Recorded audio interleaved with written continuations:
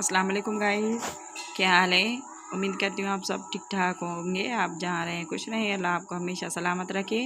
जी तो गाइस ये देखें, आई होप आपको ज़रूर पसंद आएंगे ये डाइनिंग सेट। इसके कलर्स डिफरेंट और बहुत ही प्यारे हैं। पहले भी ये मैं दिखा चुकी हूँ। ये स्टॉक पहले आउट हो, नेक्स्ट टाइम आ गए हैं ये।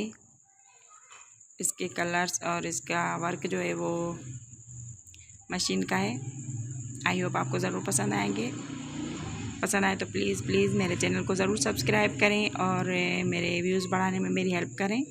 मैं सब लोगों को ये रिक्वेस्ट करती हूँ, प्लीज़ जहाँ जहाँ तक मेरी आवाज़ आ रही है, help me for to grow my YouTube channel. देखें, अगर किसी को बाय करनी हो तो मुझे कमेंट्स में ज़रूर बताएं।